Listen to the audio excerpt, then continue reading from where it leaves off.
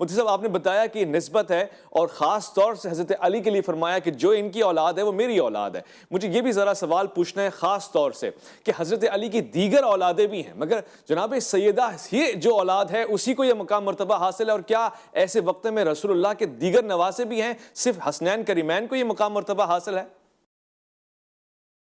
بنیادی طور پر دیکھیں کہ یہ انتخاب رسول ہے، اللہ کے حبیب جو چاہیں وہ انتخاب کریں۔ جی یہ میں پہلے عرض کر چکا ہوں کہ یہ عقل پہ تولے جانے والی چیزیں نہیں ہیں۔ جی اگر میں اپنے سننے والوں کو سمجھا سکوں تو وہ یوں سمجھیں کہ بدری صحابہ کی کتنی بڑی شان ہے، مہاجرین اولین کی کتنی بڑی شان ہے، قرآن میں ان کے لیے بہت شانیں بیان ہوئی ہیں، المہاجرون الاولون، اور اسی طرح سے ان کی بہت بڑی مناقب قرآن نے بیان کی ہیں۔ جی پھر خود خلفائے راشدین میں سیدنا ابوبکر صدیق ہیں، حضرت عمر ہیں، حضرت عثمان ہیں رضی اللہ تعالیٰ عنہم اجمعین۔ لیکن اب غور کریں کہ جس وقت آیت مبالہ نازل ہوئی ہے جی تو آیت مبالہ کے وقت اللہ کے رسول نے نہ حضرت ابوبکر صدیق کو ساتھ رکھا، نہ حضرت عمر کو، نہ حضرت عثمان کو، اور دیگر جو بڑے بڑے جلیل القدر صحابہ ہیں اللہ کے حبیب نے ان کو ساتھ نہیں رکھا بلکہ ننھے ننھے شہزادوں کو ساتھ رکھا۔ جی اب یہاں عقل بندہ عقل پہ ان فضائل اور مناقب کو تولے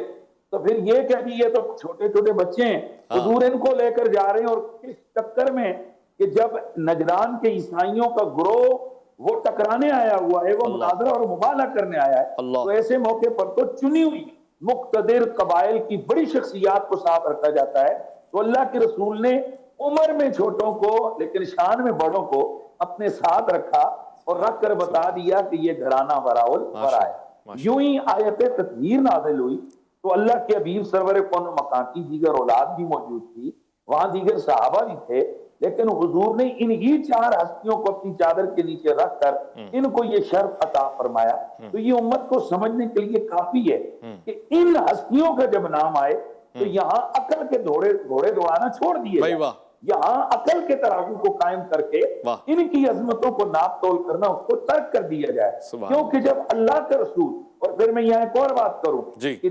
5-6 سال کے بچے کو کوئی مسلح امامت پر کھڑا نہیں کرتا، اسے کونسلر کوئی نہیں بناتا، 5-6 سال کے بچے کو کوئی کسی وزیر مشیر یا کسی نوکری پر نہیں رکھتا کیونکہ وہ بچہ ہے۔ لیکن یہاں آپ کیا کہیں گے کہ رسول خدا سرور انبیاء عادل و عطا، کائنات کی سب سے بڑی ہستی اللہ کی مخلوقات میں حضرت محمد مصطفیٰ ہیں، لیکن جب آپ نے سرداری دینے کی باری آئی تو فرمایا الحسن والحسین سیدہ شباب اہل الجنہ، جنت کا مالک ان کو بنا دیا، جنت کا مختار ان کو بنا دیا۔ اب یہ کیسے کیوں کر ایسا ہو سکتا ہے؟ تو بس ہم یہی کہتے ہیں یہ گھرانہ براء البراء ہے، یہ عقل کے ترازو پہ تلنے والی انتہائی نہیں۔ اسی میں ایک ان کا مقام اور منقبت ان کی یہ ہے کہ میرے نبی پاک صلی اللہ علیہ وآلہ وسلم نے باوجود ہے کہ یہ حضور کی بیٹی کے بیٹے ہیں لیکن حضور انہیں اپنے بیٹے قرار دے رہے ہیں۔ اس وجہ سے ہم ان شہزادوں کو رسول اللہ کی اولاد کہتے ہیں، حضور کے بیٹے کہتے ہیں، اور یہی وجہ ہے کہ خود نبی پاک کے تقریباً 30 سے زیادہ صحابہ کے اقوال ہمارے پاس موجود ہیں کہ آپ نے حسنین کریمین کو جب مخاطب کیا تو یبن رسول اللہ کہہ کر مخاطب کیا، یعنی یہ رسول اللہ کے بیٹے، نواسے نہیں بیٹے۔